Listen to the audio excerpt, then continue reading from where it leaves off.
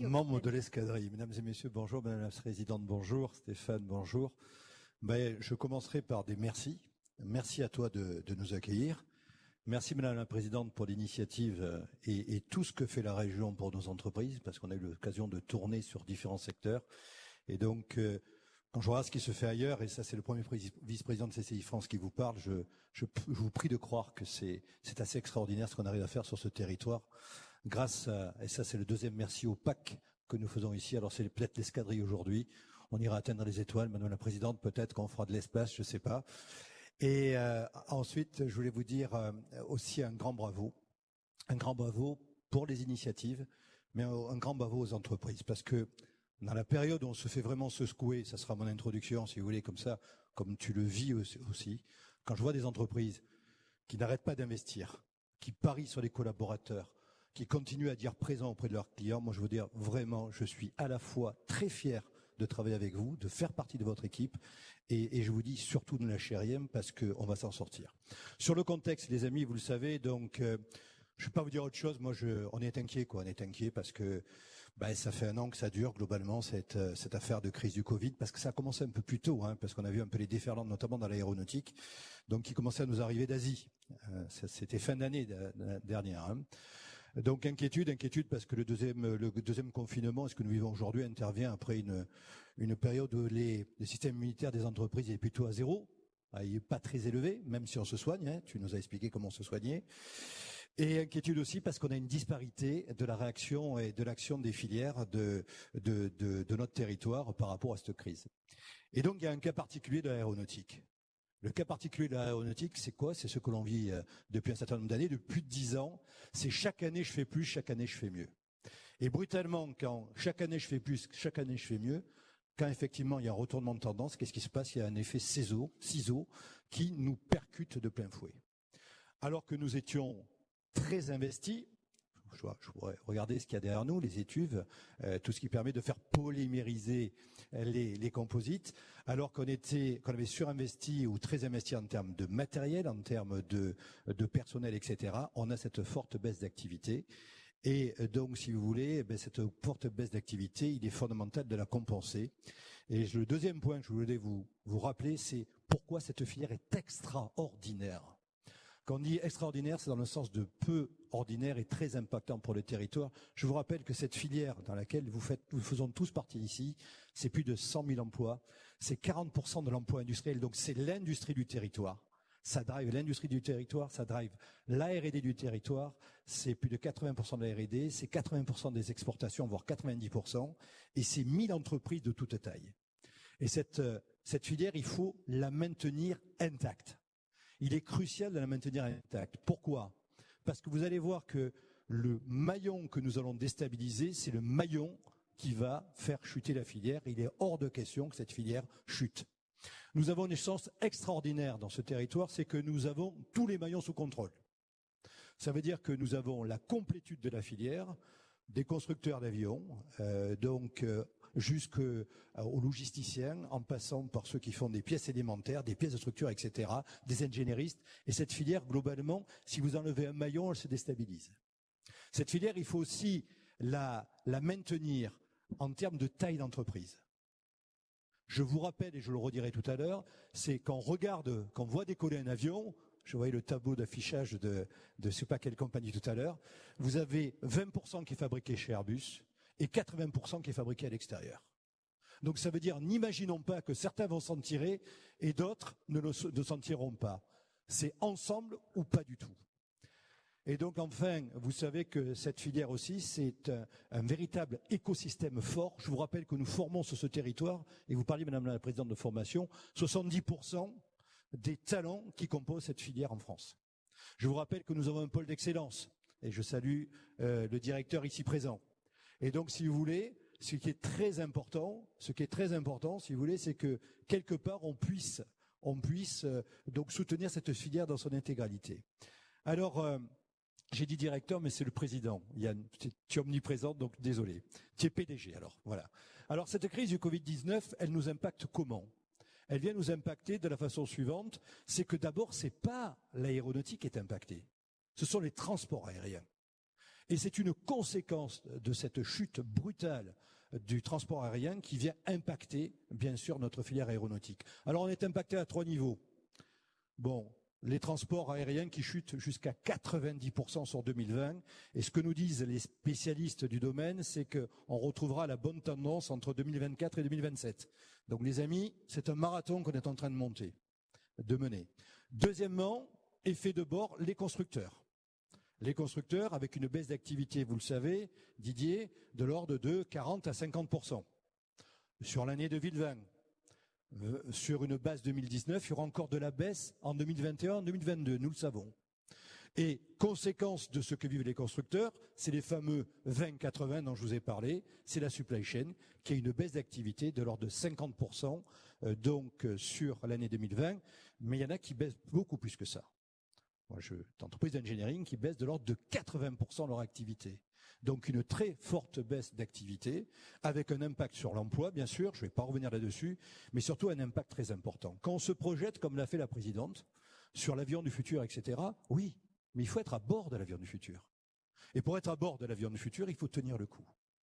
Et il ne faut absolument pas, et ce que tu fais très bien dans ton entreprise, laisser partir les compétences. Et nous, Madame la Présidente, avec nos fonds d'investissement, qu'ils soient régionaux ou nationaux, surtout ne laissons pas partir nos actifs. Parce que pendant que nous sommes en phase, si vous voulez, de reprise très lente, parce que c'est ce que nous vivons aujourd'hui, d'autres ont accéléré, notamment en Chine, il est hors de question de se faire piquer l'avantage que nous avons. Alors, j'en arrive maintenant au plan d'action. Les plans d'action qui viennent bien sûr en soutien de la politique régionale, Madame la Présidente, et de la politique nationale. Premier élément, c'est l'information. Vous avez vu toutes les mesures qui existent. Il y a ceux de la région auxquels nous avons participé, il y a ceux de l'État. Donc il est évident que nous avons une énorme motte de paille dans laquelle il faut pouvoir se retrouver. Et le premier élément que nous avons à faire, c'est de donner l'information là-dessus. Donc là, on passe par ce qu'on fait via nos sites internet, etc., via les numéros verts, via des appels sortants que nous faisons. Et là, nous sommes très dynamiques sur les appels sortants, je revenais là-dessus. Chambre de commerce, on est parti sur rappeler quasiment toutes les entreprises industrielles, et nous les aurons toutes rappelées sous 6 mois, de façon à connaître leurs besoins et à les aider à s'orienter vers des dispositifs que nous proposons. Donc simplement, je vous fais part d'une enquête que nous avons menée, parce que c'est très important d'être dans le concret. Vous allez voir, vous allez voir qu'on est pile poil avec l'action de la région, c'est normal, on y travaille ensemble. C'est que nous avons lancé une enquête auprès de 2600 entreprises industrielles, avec une majorité d'entreprises aéronautiques, pour comprendre leur situation et pour comprendre leurs besoins. Alors, simplement, dans les préoccupations, je vous les donne tout de suite. 40%, et ça a été cité, c'est l'emploi et les compétences. Ensuite, 30% des entreprises nous parlent de financement, exactement ce que vous disiez, Madame la Présidente. 20% des entreprises nous disent, nous, une fois qu'on a regardé les financements, une fois qu'on a regardé l'emploi, il est très important de maintenir un effort très important sur la recherche et développement et sur l'innovation, en passant bien sûr sur l'avion du futur et tout ce qui est système décarboné. Sur l'intérêt des entreprises, vous l'avez compris, énormément d'éléments autour de l'accompagnement et du financement, parce qu'on a besoin de fonds propres. Les PGE ne suffiront pas et ne suffisent pas, même si on va au-delà de ce qu'on imaginait au départ. Donc un fort appui là-dessus. Troisièmement, les actions ciblées dont je voudrais vous parler. Le plan de relance, et je regarde Christophe, mon ami Christophe Cador, le plan de relance national n'est pas arrivé comme ça. Et je peux vous dire qu'il y a un petit groupe de travail qui s'est mené sur ce territoire, qui s'est réuni le dimanche, etc. Et donc on a énormément remonté de besoins et on a contribué significativement au plan de relance et aux chartes telles que vous allez sans doute les présenter. En dehors de ça, si vous voulez, bien sûr, participation à toute initiative de la région, et nous avons aussi beaucoup travaillé autour de la région pour qu'on fasse des complémentarités. Dans la période difficile dans laquelle nous sommes, donc on ne regarde pas le drapeau, on ne regarde pas ce que nous représentons, on regarde l'efficacité des dispositifs. Il était hors de question que nous ayons notre activité à part, etc. Nous, on est dans la meute et on est là pour porter les dispositifs de la région auxquels nous avons participé et de l'État. Participation à la cellule aéronautique, à l'industrie du futur, vous l'avez dit Madame la Présidente, non, énormément de sensibilisation là-dessus, c'est ce que nous faisons. Malheureusement, il y a quelque chose qui s'est un peu effondré, c'est le CIAN, qui était l'extériorisation de ce que nous faisons sur l'industrie du futur au niveau des chambres de commerce. Nous accompagnons, bien sûr, donc les différentes filières. Les salons, on l'a dit, Aéromart, on ne le laisse pas tomber. Il sera virtuel et vous savez que nous sommes co-organisateurs avec la CCI de Toulouse d'Aéromart. Nous ne laissons pas tomber pour l'instant le Bourget, Madame la Présidente. Vous savez que nous sommes motivés et donc la CCI de région organisera le stand, nous le souhaitons pour le Bourget, si ça va jusqu'au bout. Je sais qu'on a quelques doutes, mais ceci dit, c'est toujours en cours. Participation au plan de relance export, même chose. Avec les chèques export, avec toutes les initiatives de la région, où on se dit aujourd'hui que l'international, en termes d'initiative, n'a jamais coûté aussi peu cher. Je rappelle que Covid ou pas, le PIB de la France, c'est 3% du PIB mondial. Je rappelle que Covid ou pas, si nous sommes en moins de 10 de l'évolution du PIB en France sur 2020, la Chine risque d'avoir un PIB flat ou en hausse. Donc ça veut dire que ces parts de marché, il faut aller les chercher.